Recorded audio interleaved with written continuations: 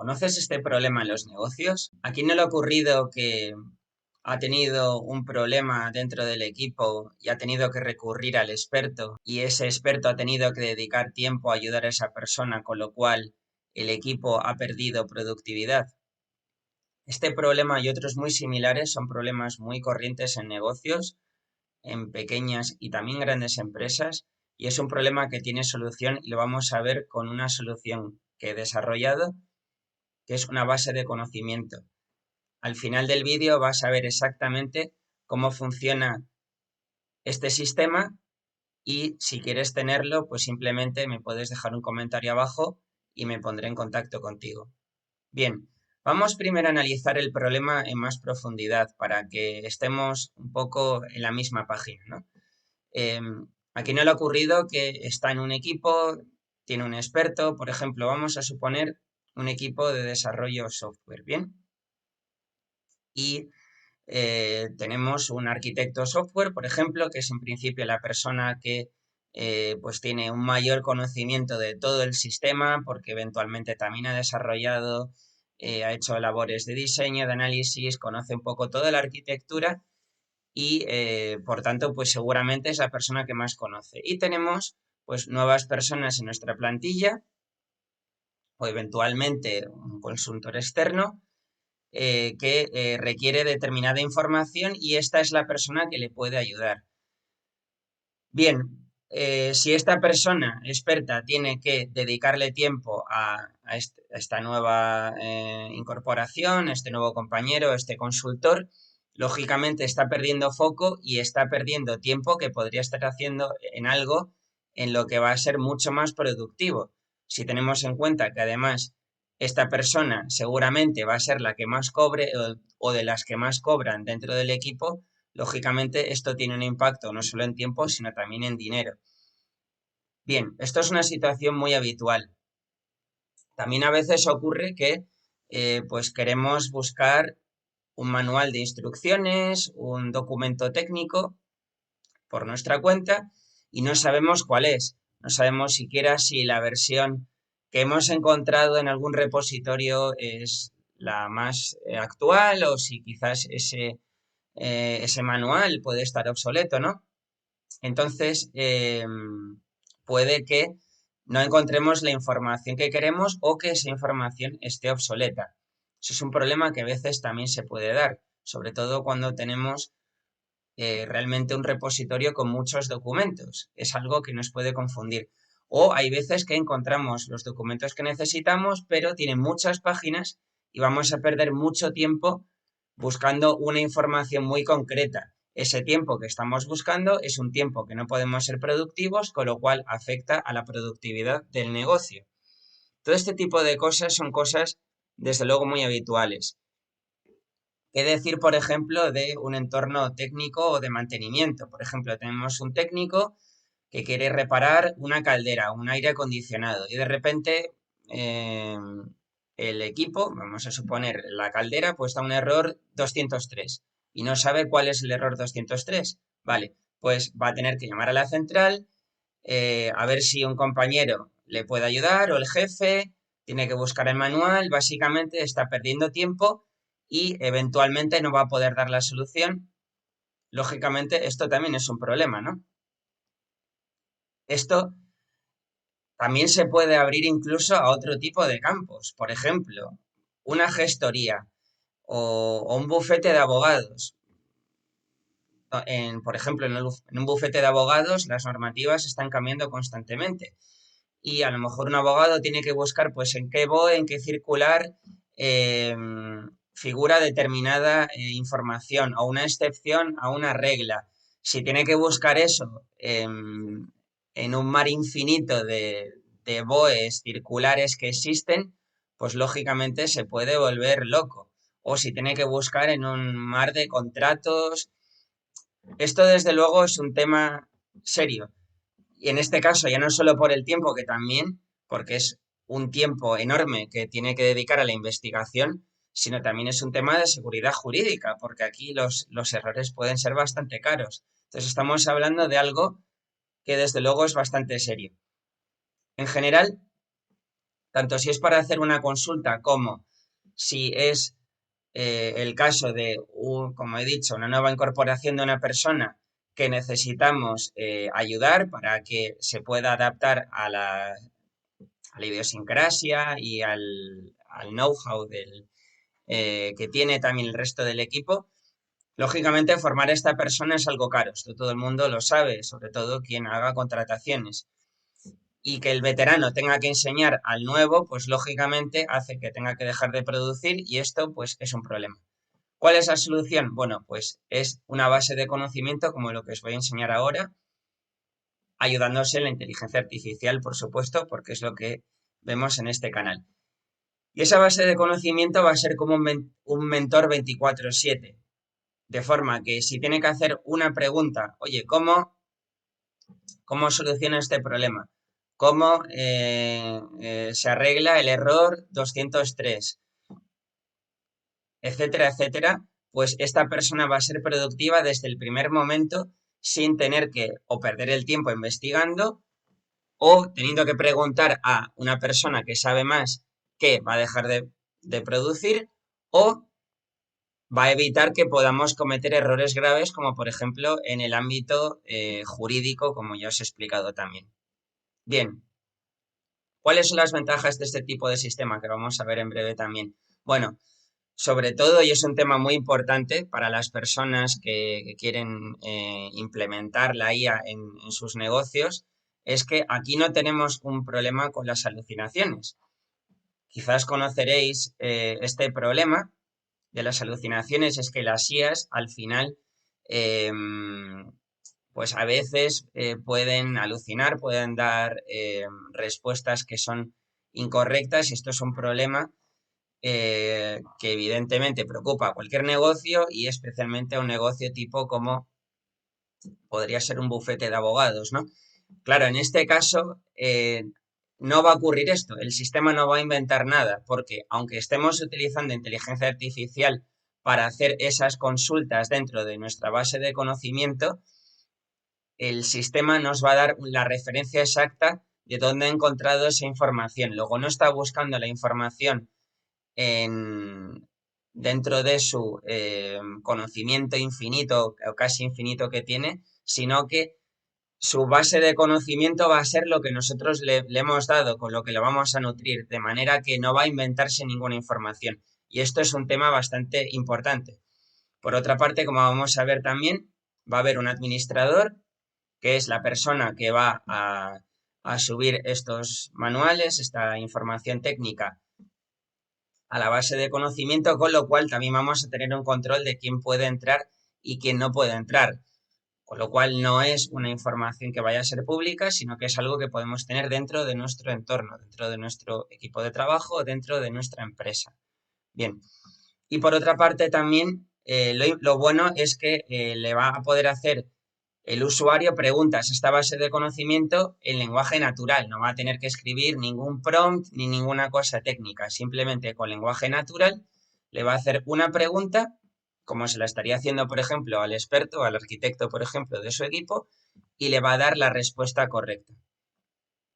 Con lo cual, en esta introducción espero haber presentado un poco dónde está el problema. Creo que es un problema muy real que necesita de una solución y a día de hoy puedo decir que la IA afortunadamente nos puede ayudar con ello y con el sistema que he diseñado y que os voy a mostrar en esta demo vais a verlo con vuestros propios ojos. Vamos a ello.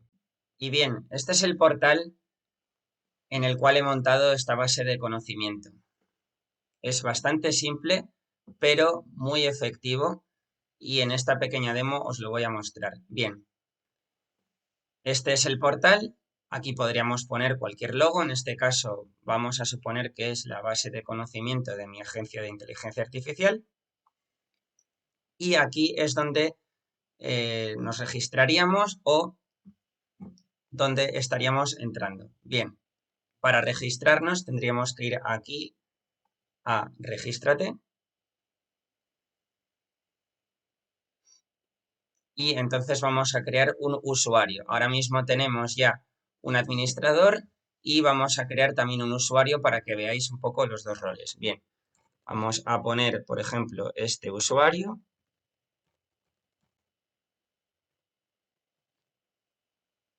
y aquí creamos la cuenta. Aquí podríamos pues, poner una contraseña un poco más compleja.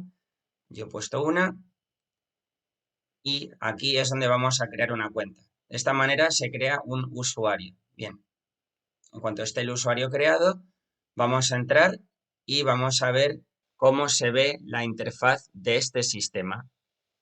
Pues ahora estamos dentro de la aplicación. En este momento no tenemos ningún documento subido, lo vamos a subir con la cuenta de administrador. Aquí tenemos la cuenta del usuario, aquí nos indica que es un usuario y aquí pues cuando subamos los documentos, en breve vamos a ver los documentos que se hayan subido y en este recuadro de aquí es donde podremos escribir nuestras preguntas y mandarlas, ¿vale? En este momento esto está en bruto para esta demostración, con lo cual no tenemos ningún documento. Bien, vamos a salir y vamos a entrar ahora con la cuenta de administrador que vais a ver que es ligeramente distinta. Puesto que evidentemente el administrador va a tener más derechos, va a poder, entre otras cosas, pues gestionar los usuarios y va a poder subir los documentos, cosa que lógicamente no va a poder el usuario. Bien, entramos pues con la cuenta de administrador y ahora vamos a ver algo distinto. Bien, ahora estamos dentro como administrador, como veis aquí nos dice que efectivamente somos admin y como veis los privilegios que tiene este administrador son relativamente distintos a los que tiene el usuario. Bien, porque aquí en documentos el administrador va a poder subir los documentos que correspondan, los PDFs, y aquí pues los va a ver. Bien. Por otra parte tenemos también el menú de usuarios en el cual el administrador va a poder ver cuáles son los usuarios y gestionarlos. Bien, aquí tenemos el usuario actual, que es el administrador, y aquí tenemos por otra parte el usuario que acabamos de dar de alta ahora mismo, que es usuario. Si eventualmente esta persona, este usuario, tuviera que ser también administrador, pues simplemente aquí lo podríamos hacer. En este caso lo vamos a dejar tal y como está. Y por otra parte también tenemos aquí consultar, que sería básicamente lo mismo que ve el usuario. El usuario ve exactamente esto, pero como digo, de momento sin documentos. Bien, vamos a probar a subir los documentos. Bien, vamos a probar, por ejemplo, a subir este documento y vais a ver que va a dar un error. Y ahora os voy a explicar por qué y luego vamos a subir documentos que efectivamente sí se van a cargar. Si subimos este documento, le damos aquí a subir, que el PDF no tiene texto seleccionable, posiblemente escaneado. ¿Qué quiere esto decir? Que ya el sistema va a filtrar los documentos que le subimos, o sea, no vale cualquier documento. El documento tiene que ser uno que tenga texto. Si por error subiéramos un PDF que, por ejemplo, pues tenga imágenes o no tenga texto seleccionable, va a dar un error. Luego esto es un mecanismo de gestión de errores que es, desde luego, bastante positivo. Bien, una vez que hemos visto esto, ahora sí voy a subir dos documentos que tienen texto para que veáis que esto efectivamente sí funciona y que eso era simplemente un mecanismo simple de errores para que veáis que el sistema también lo gestiona correctamente. En este caso vamos a suponer que somos, por ejemplo, DJs o nos dedicamos al mundo de la música y que pues vamos a subir dos manuales de un controlador de DJ y de una mezcladora, un mixer, ¿vale? Podría ser, como digo, cualquier tipo de documento. Puede ser un documento técnico, puede ser, por ejemplo, un SOP de una empresa farmacéutica. En este caso, para hacerlo simple, voy a poner un ejemplo más relacionado con la música. Bien, aquí hemos subido un documento y como veis está aquí puesto listo, ¿vale? Si en algún momento lo quisiéramos eliminar, le daríamos aquí a eliminar y confirmaríamos. En este caso no lo voy a hacer. Bien. Vale, pues ahora vamos a subir el otro documento que es el mixer, y haciendo exactamente lo mismo, en breves momentos, pues nos va a cargar también este segundo documento.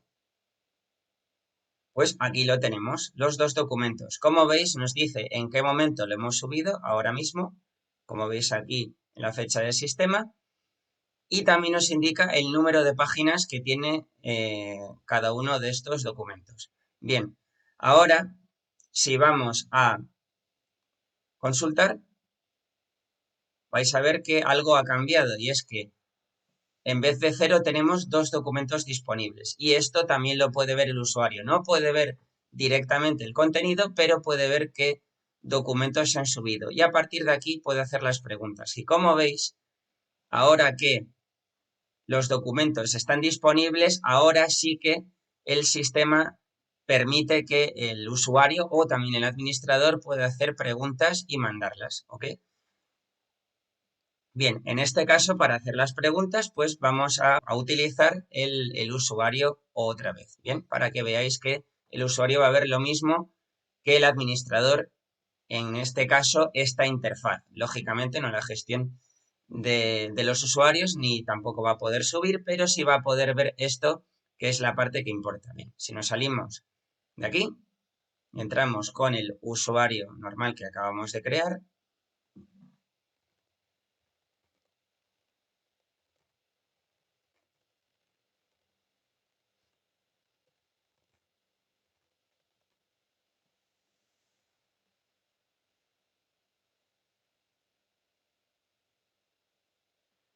Vemos efectivamente, como os he contado, que aquí están los documentos y ahora pues podemos hacerle diversas preguntas, ¿vale?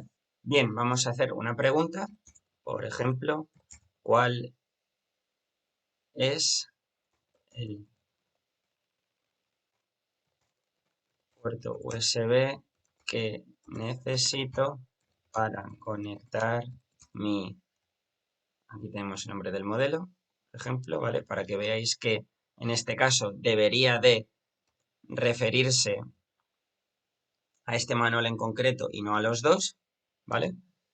Al ordenador, por ejemplo, ¿vale? Entonces, en el momento en el que escribimos la consulta, nos va a dejar ya que la mandemos.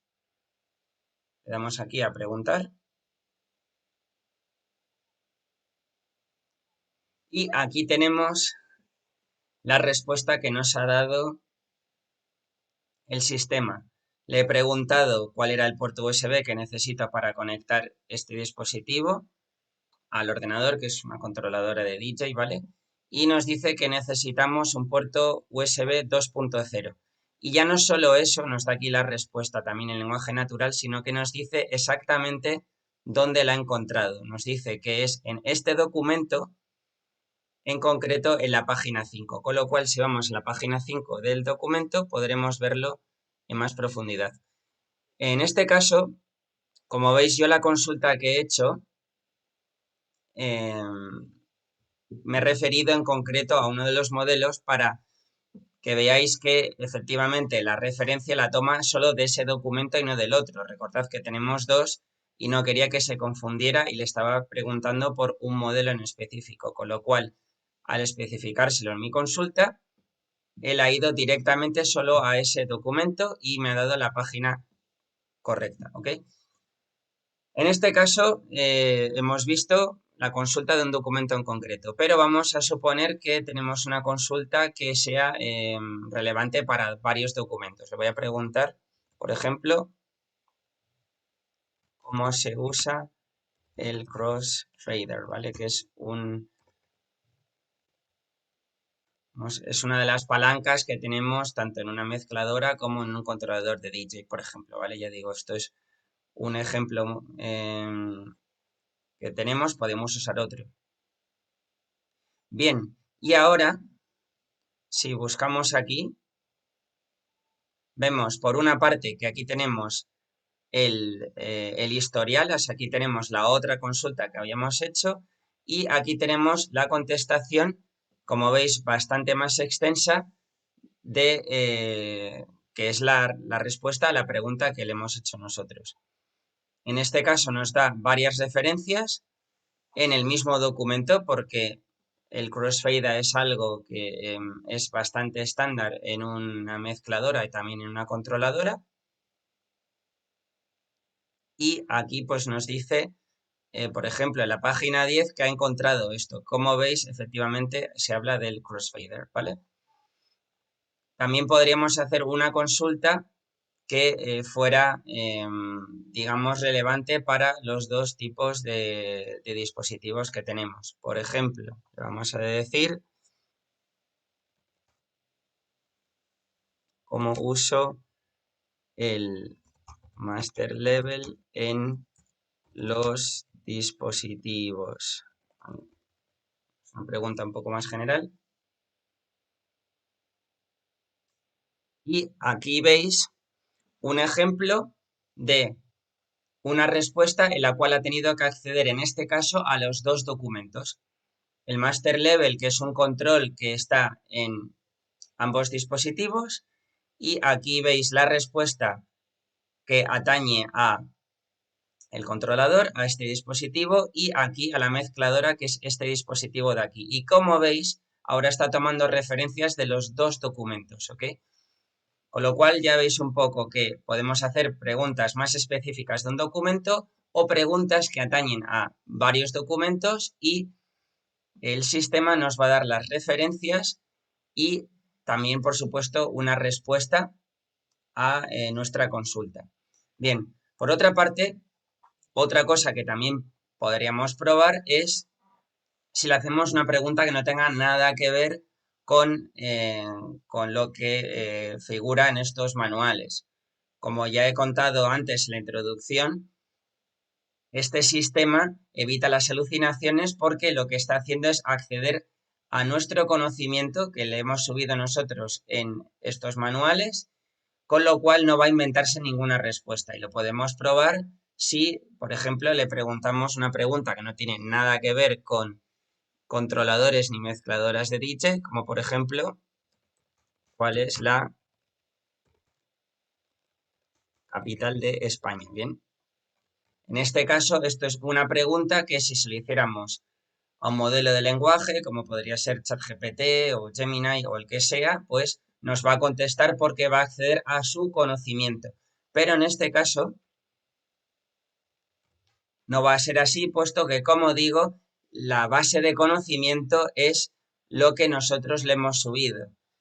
Y esto es bastante potente. Por tanto, vamos a probarlo para ver que no alucine. Y bien, ahora le hemos hecho la pregunta y como veis, la respuesta es apropiada.